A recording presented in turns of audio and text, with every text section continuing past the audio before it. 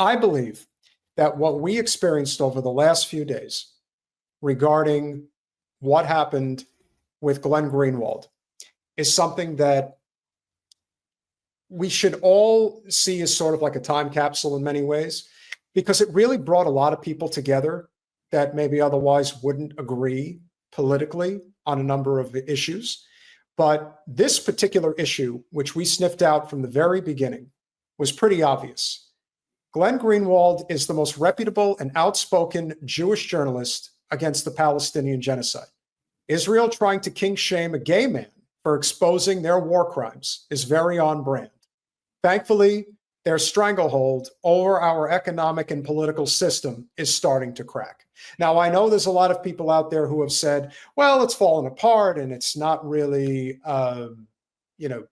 going to last. I'm like, well, I'm kind of in Ron's camp in that I believe it is going to fall, but not just yet. It is cracking 100%. And you know what? You can have your opinion, but again, we live in a world where people have the right to do whatever the fuck they want behind closed doors, and that's it. You don't like gay people? That's your problem, not ours. It shouldn't be anybody's. And this is the issue that they want to use. But the good news is, ladies and gentlemen, is that most people don't think like Northern Hillbilly. They don't. Most people, see, just as Sarah said, Glenn is gay. Did his husband know? Well, his husband unfortunately did pass away. And love to Glenn. That's what people always have to say. It's always some form of, well, Glenn is this and Glenn is that. Yeah. As Chris Garrett, friend of both of our shows, says, it is 100% a coordinated campaign. That's what's going on. So, well, and I want to add this because, I mean, this was kind of all over the Twitter sphere and the blogosphere over the weekend. And so, like a lot of people have weighed in on it. But one of the things that I think people haven't been highlighting as much is the fact that not only is this like a smear campaign, but this is also revenge porn. And that is a very, very cruel thing to do to anybody. And it's really messed up. I mean, I've not watched the video for that reason. I won't watch it either. I will not watch it. And I think the way Glenn handled it was good. And I mean, yeah, I think people should highlight that part of it, that is messed up. It is a crime. Revenge porn is a crime. And I think there's a federal law, but there's definitely like a lot of state laws against revenge porn.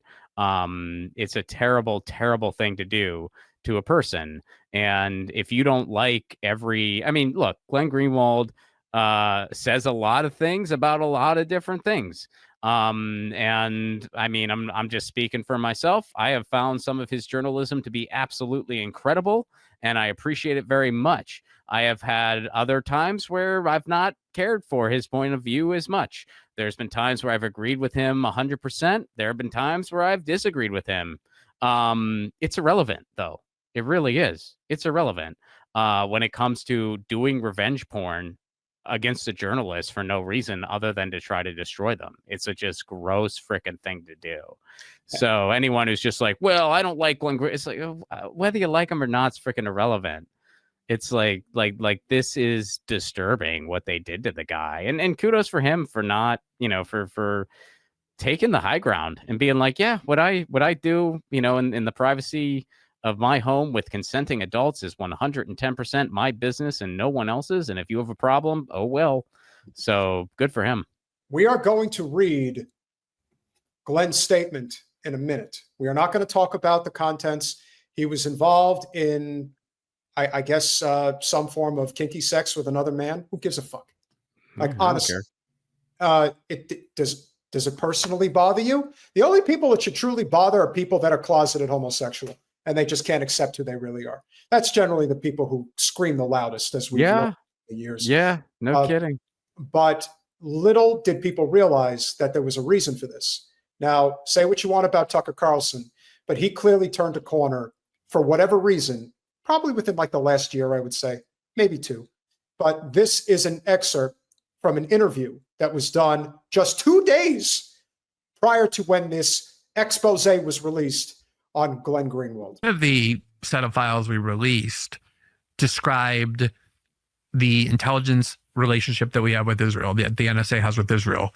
Israel is the #1 recipient of NSA technology and NSA intelligence. We share more with Israel, even more than we do with the Five Eyes partners who develop this technology. We give more to Israel, more intelligence, raw intelligence about Americans as well, and more intelligence know-how. But at the same time, the documents that describe who are our greatest intelligence threats, who are our greatest intelligence adversaries, who spies on us the most, who is capable of spying out the most, #1 on the list is Israel as well.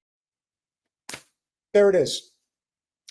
And now, when you think about what Trump is doing, I mean, my God, if there's one thing we can say, and I don't want to hear nothing about this is 4D chess and Trump is doing this and Trump is doing that. I have always maintained, for those of you who followed me, a very neutral opinion about Trump. I will give you an honest answer on a particular issue where I think he was potentially right, or if he's just wrong. Here's where we know Donald Trump is not playing 4D chess. He took $100 million from the biggest Zionist, the Zionist queen, as I call her, Miriam Adelson. You want to know who the face of Zionism is? That's the face of Zionism. And she gave Trump $100 million to be reelected president of the United States. You think that doesn't come with certain strings attached? Like, we will take the West Bank? That's what this is. Yeah, I don't have a neutral opinion on Donald Trump. I think Donald Trump is a warmongering fascist. He is orchestrating a fascist coup in the United States right now. He is an absolute war criminal. He wants to make Gaza into a golf course for himself. He wants to reap Ukraine's mineral rights. He is just the same as the entire U.S. war machine, and any little rhetorical clips that he had, it was all just bullshit. He had the first term to prove that he wasn't a warmonger, because he had a little bit of anti-war rhetoric in there, because he knew it was what people wanted to hear. He had his first term to prove that he wasn't a warmonger, and he didn't. And everyone's like, well, technically he didn't start a new war. You're right there. I'll give you that. But the main reason for that is because of the pandemic. He was war rattling with Iran, and he wanted to get his war with Iran, but he didn't because of the pandemic.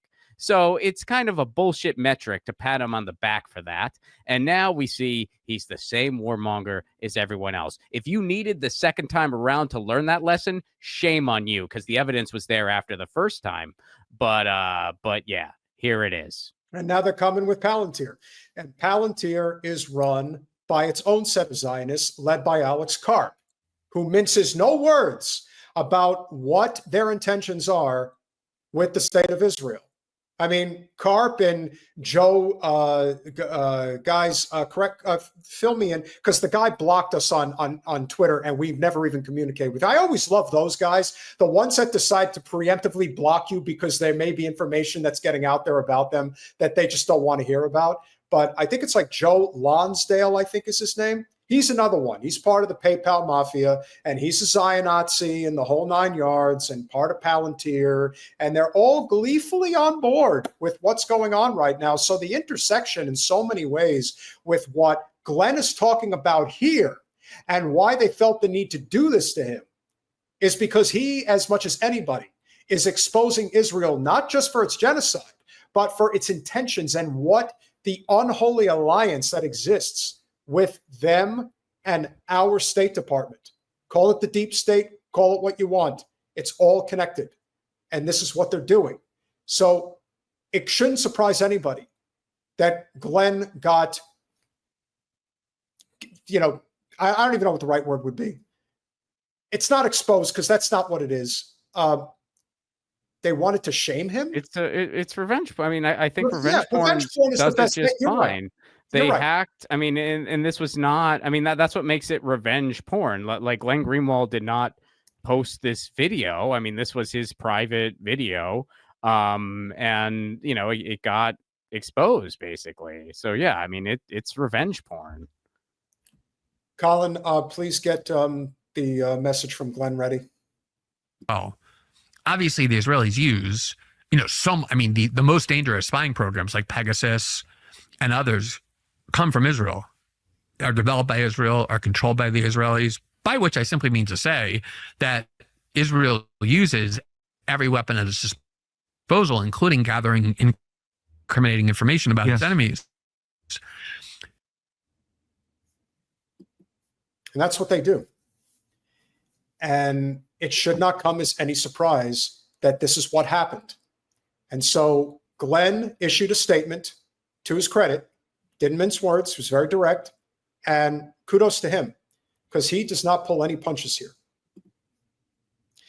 Last night, and this was a few nights ago, last night videos were released online depicting behavior in my private life. Some were distorted, others were not. They were published without my knowledge or consent, and its publication was therefore criminal. As Ron pointed out, revenge porn is illegal. Though we do not yet know exactly who was responsible, we are close to knowing, and the motive was a maliciously political one. Couldn't have made it more obvious.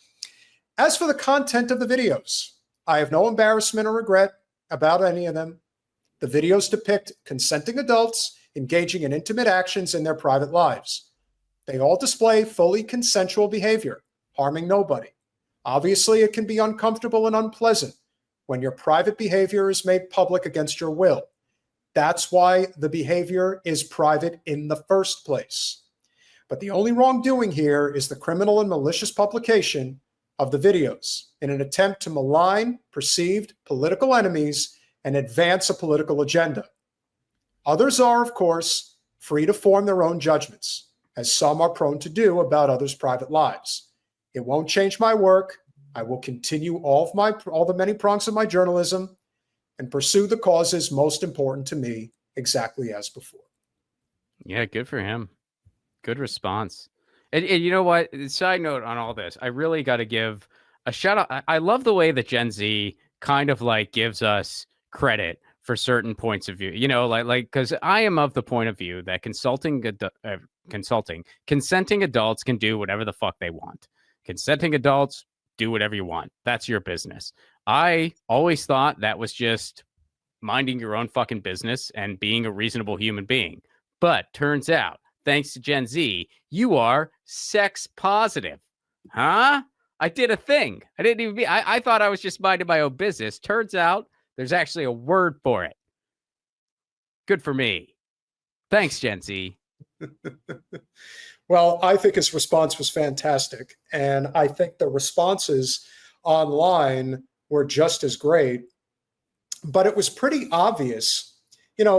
We could pull up a whole bunch of different tweets, but the usual suspects in terms of the people who you would expect to say negative things about Glenn were all people supporting the Israel Zionist cause, and virtually everybody else.